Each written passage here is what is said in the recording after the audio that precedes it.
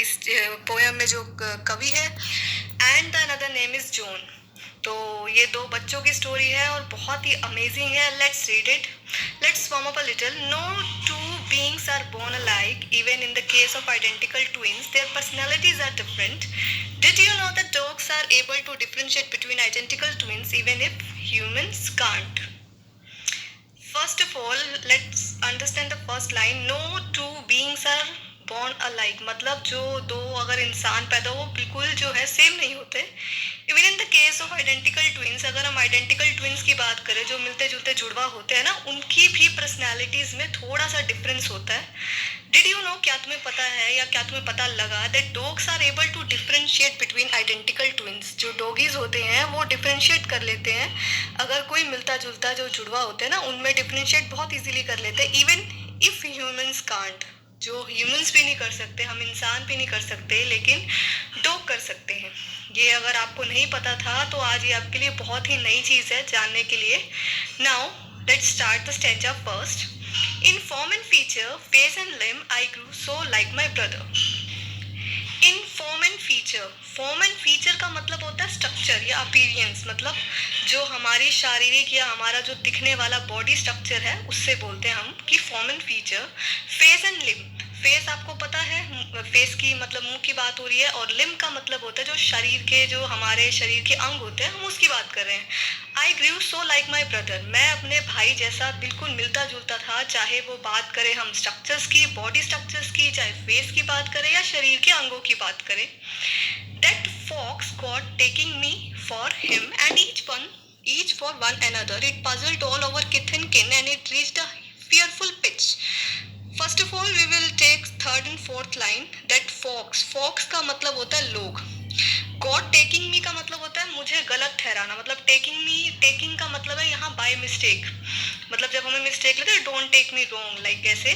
तो कहते हैं कि जो लोग थे वो मुझे गलत समझते थे, इन द सेंस कि मुझे जो है जॉन समझते थे और जॉन को समझते थे Henry. It puzzled all over kith and kin. Kith and किन का मतलब होता है जो हमारे रिश्तेदार होते हैं, हमारे जो सगे संबंधी, निकट संबंधी होते हैं, वो भी पजल हो जाते थे। It reached a fearful pitch, मतलब ऐसी कंडीशन और ऐसी सिचुएशन हो जाती थी कि मतलब एक खतरनाक जो होते हैं ना, अत हो जाना एक चीज की, कि जब इतना पजलिंग हो जाए तो बात बिगड़ने वाले चांसेस ज्यादा हो जाए, तो ऐसी सिचुएशन हो जाती थी। For one of us was born a twin, yet not a soul knows knew which. Here that means कि हम में से पहले एक का जन्म हुआ फिर दूसरे का, लेकिन कोई नहीं बता सकता कि किसका पहले हुआ और किसका बाद में। One day to make the matter worse, before our names were fixed, जब हमारे जो नाम थे वो फिक्स किए गए, एक दिन क्या हुआ कि सिचुएशन और भी ज्यादा बुरी हो गई। वॉर्स का मतलब है बहुत ज्यादा बुरी हो जाना। As we were being washed by nurse, जन्म लेते ही जैसे ही जो नर्स है उसने हमें वॉश किया, वी गॉट कम्प्लीटली मिक्सड, और हम क्या हो गए, फिर से मिक्स हो गए। मतलब हम कोई नहीं बता सकता कि हेनरी कौन है और जॉन कौन है। एंड थस, और इसीलिए यू सी, आप देखिए, बाय फेट्स डिक्री। फेट का मतलब होता है किस्मत, और डिक्री का मतलब होता है जब हम बात करते हैं कोई निर्णय की या कोई ऑर्डर, मतलब कह सकते हैं कि किस्मत का देखो, निर्णय देखो कि क्या हुआ। और रेदर नर्स विम, मतलब जो नर्स विम का मतलब है यहाँ की एक कोई कंफ्यूजन पैदा होना, कि जो नर्स थी वो भी कंफ्यूज हो गई कि कौन इसमें हेनरी है और कौन इसमें जॉन है। My brother John got crescent me and I got crescent him. यहाँ क्रिसेंट का मतलब होता है जैसे क्रिश्चियन लोग होते हैं ना, अपना नाम देते हैं, जैसे बेसिकली ये वर्ड वहीं से लिया गया है। मतलब आप ये समझ लीजिए नामकरण। मेरे ब्रदर जॉन को मेरा नाम मिल गया और मेरा नाम जॉन को मिल गया। The fatal likeness event dogged, fatal होता है जो हमारी बुरी किस्मत है, लाइकनेस मतलब मिलती जुलती, इवेंट डॉगल्ड। डॉगल्ड का मतलब होता है पीछा करना, मतलब ये जो मेरी बुरी किस्मत थी वो हम अभी भी आगे पीछा कर रही थी। कहाँ? My foot steps when at school, जब मैंने स्कूल में कदम रखा। क्योंकि दोनों सेम थे तो सेम के कारण बहुत ज़्यादा कन्फ्यूजन जो होती थी वो क्रिएट हो जाती थी, कि इतना ज़्यादा डिफरेंस नहीं था दोनों में कि लोग उनको डिफ्रेंशिएट कर पाए, लोग ये समझ पाए कि हेनरी कौन है, जॉन कौन है। तो ये चीज़ उन्हें बचपन से आगे तक बहुत फेस करनी पड़ी। And I was always getting flogged, flogged का मतलब होता है पिटाई।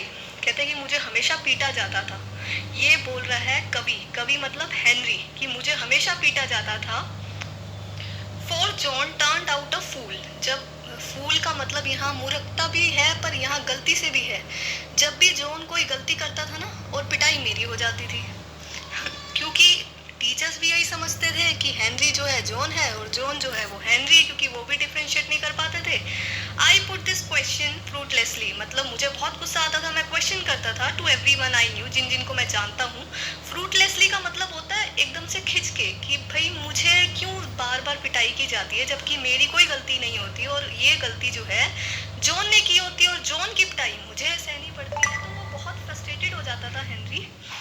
What would you do if you were me to prove that you were you? आप क्या करोगे अगर आपको पता है कि आप हो, और आप उस चीज को कैसे प्रूव करोगे? तो ये क्वेश्चन फ्रस्ट्रेशन से वो पूछ रहा है कि आप बताइए आप क्या करोगे जब टीचर्स आपको मारे, जबकि टीचर्स को भी नहीं पता कि जॉन कौन है, हेनरी कौन है, लेकिन खाम खा जो है हेनरी को हर बार जॉन की जो पनिशमेंट थी वो झेलनी पड़ती थी। Over close resemblance turn the tide, resemblance होता है समानता, मतलब जो सेम, सिमिलैरिटी, हमारी जो नज़दीकी सिमिलैरिटी की वजह से कुछ टर्न द टाइड, मतलब एक दो चीज़ें और हुई आगे, इन द सेंस कुछ और लाइफ में अप्स एंड डाउन आए ऑफ माई डोमेस्टिक लाइफ। अब डोमेस्टिक का मतलब होता है घरेलू, जो उनकी अब पर्सनल लाइफ है उसमें। फॉर सम हाउ, कैसे भी, my intended bride became my brother's wife, में जो मेरी होने वाली जो पत्नी थी, हेनरी बोल रहा है, वो मेरे भाई की पत्नी बन गई। इनफैक्ट वास्तव में ईयर्स आफ्टर ईयर्स, सालों के बाद साल, the same absurd mistakes went on. Absurd का मतलब होता है जो बेतुकी, ये जो गलतियां थी ना कंफ्यूजन वाली, ये चलती रही। एंड व्हेन आई डाइड, और जब मैं मरा, द नेबर्स केम, पड़ोसी आए, and buried brother John. Henry कहता है जब मैं मरा तो पड़ोसी आकर और कंफ्यूजन में किसको दफन कर गए, जॉन को। तो एवरीवन, ये बहुत ही मतलब सीरियस लेने वाली पोएम नहीं है, बिल्कुल ही सिंपल सी है, हंसने वाली है, तो इसको आप ज़्यादा सीरियसली ना ले। It's just a funny fact beside this poem, and enjoy it. Thank you.